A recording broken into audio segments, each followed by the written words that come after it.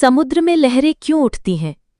बहुत समय पहले स्वर्ग के इंद्र संपूर्ण संसार के राजा हुआ करते थे। वे बहुत समृद्ध थे। उनके पास बादल रूपी पशु थे। बादल रूपी ये पशु आकाश में आराम से विचरण करते रहते। जब भी धरती को पानी की आवश्यकता होती, वे बरस जाते। धरती पर नदियों आदि के कारण पानी की कभी भी कमी नहीं होती थी। धान और गेहूं के खेत बादलों के मीठे पानी को लेते और बदले में जन जन को अन्न देते। इस तरह धरती के सभी प्राणी और स्वर्ग में रहने वाले देवता सभी बहुत खुश थे। उस समय एक विशाल गढ़ी में एक निशंस राक्षस रहता था। राक्षस का नाम वृत्रासुर था और वह अकाल का स्वामी था। समय समय पर यह राक्षस धरती पर अकाल लाता। अनेक लोग तब भूख प्यास से मर जाते। दुष्ट स्वभाव का होने से वह लोगों को खुश देखकर दुखी होता और दुखी देखकर उसे खुशी मिलती। वह एक चालाक राक्षस था। एक बार उसने इंद्र के बादलों रूपी पशुओं को चुराकर अपनी गढ़ी में बंदी बना लिया। अब आकाश में एक भी बादल नहीं था जो वर्षा कर सकता।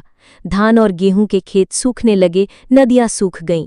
लोगों के पास न खाने को अन्न ही बचा और न पीने का पानी। धरती अकालग्रस्त हो गई। लोग घुटनों के बल बैठ देवताओं को सहायता के लिए पुकारने लगे। सभी ओर कोहराम मचा था। कुछ लोग पूजा पाठ भी कर रहे थे।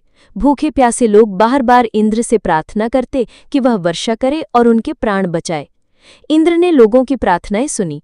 अपने सिंहासन से उठकर कहने लगे, मैं उस राक्षस को सबक सिखाऊंगा। उसे मारकर अपने बादल रूपी पशुओं को लौटा लाऊंगा। ऐसा कहते हुए अपनी विशाल सेना के साथ इंद्र ने राक्षस के पहाड़ पर चढ़ाई कर दी, लेकिन वह वृत्रासुर को मार न सके। राक्षस सच में बहुत ही बलवान था।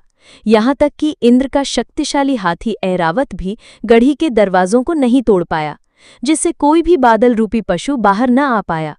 पहाड़ की चोटी पर बैठा वृत्रासुर इंद्र और उसकी सेना पर अट्टहास कर रहा था। इंद्र को बहुत गुस्सा आ रहा था, लेकिन वह कुछ भी कर पाने में असमर्थ थे। निराश इंद्र लौट गए। इंद्र ने संपूर्ण सृष्टि के सर्जक ब्रह्मा से प्रार्थना की। ब्रह्मा ने कहा, मानव संसार में जाओ, वहां पहुंचकर बुजुर्ग और अनुभवी ऋषियों से सहायता की प्रार्थना करो। केवल वे ही तुझे वृत्रासुर को मारने का ढंग समझा सकते हैं। इंद्र स्वर्ग से नीचे धरती पर उतर आए और ऋषियों के पास जा पहुंचे। वहां अनेक जन एकत्रित थे। जैसा कि ज्ञात है, ऋषिगण बहुत बुद्धिमान और अनुभवी होते हैं। उन्होंने इंद्र की पूरी बात सुनी और गहरी सोच में डूब गए। एक ऋषि ने धीमे धीमे स्वर में कहना शुरू किया, वृत्रासुर को मारना कोई आसान काम नहीं है।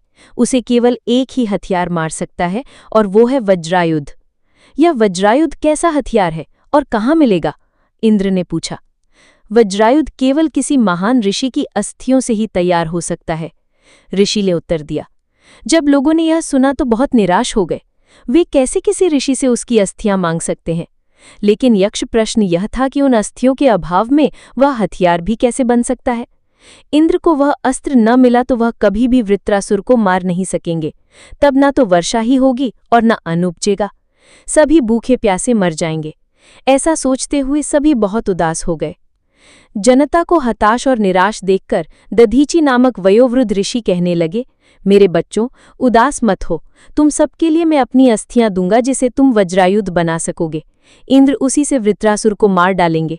तभी वे वर्षा करेंगे और आप सबके प्राण बचा लेंगे। सभी ने ऋषि की बहुत प्रशंसा की और उन्हें धन्यवाद कहा। दधीची ऋषि ने ऐसा कहते हुए तुरंत प्राण त्याग दिए। उनकी मृत्यु के पश्चात शरीर अग्नि को समर्पित हुआ। सारी अस्थियों को समेटकर वे त्वष्टा ऋषि के पास पहुंचे। देवताओं के लिए सभी अस्त्र त्वष्टा ही बनाते थे। उसने उन अस्थियों से वज्रायुध बना दिया। यह अस्त्र तभी से इंद्र के पास रहता है। इंद्र जब भी अपने शत्रु का वध करना चाहते हैं, यह अस्त्र उनकी ओर फेंकते हैं। यह अचूक है और कभी अपने निशाने से नहीं चूकता। शत्रु को मारकर अस्त्र पुनः इंद्र के पास लौट आता है। इंद्र ने वज्रायुध पाकर वृत्रासुर पर चढ़ाई कर दी। वृत्रासुर ने जब इंद्र के हाथ में वज्रायुध देखा तो उसके हाथ पांव फूल गए। इंद्र एकदम से चिल्लाए, बाहर आ वृत्रासुर, बाहर आ, अब मेरे साथ लड़। कांपता हुआ वृत्रासुर गढ़ी में ही छिपा रहा। इंद्र ने वज्रायुध उसकी ओर फेंका। वह गढ़ी की दीवारों को चीरता हुआ सीधा वृत्रासुर को लगा और वह मर गया।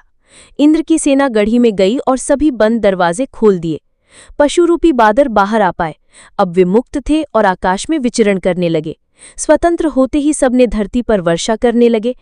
सभी ने खुशी से सिर ऊपर उठाकर इंद्र का धन्यवाद किया। वृत्रासुर की हार से सभी राक्षस भयभीत होकर इधर-उधर भागने लगे। इंद्र की सेना ने उन्हें भगा दिया। राक्षस पृथ्वीलोक की ओर दौड़े, किंतु इंद्र के सैनिकों ने उन्हें वहां से भगा दिया। अंत में वे समुद्र की ओर भागे और गहरे सागर में छिप गए। वे वहां सुरक्षित थे और तब से वे वहीं रह रहे हैं। राक्षस, जैसा कि हम जानते हैं, सदा से मनुष्यों और देवताओं के विरोधी रहे हैं। वे अपनी पराजय को कभी भी भूल नहीं सके। क्रोधित होकर वे पानी को ठोकर मारते हैं। इससे पानी में हलचल होती है। यही हलचल हमें लहरें दिखाई देती हैं।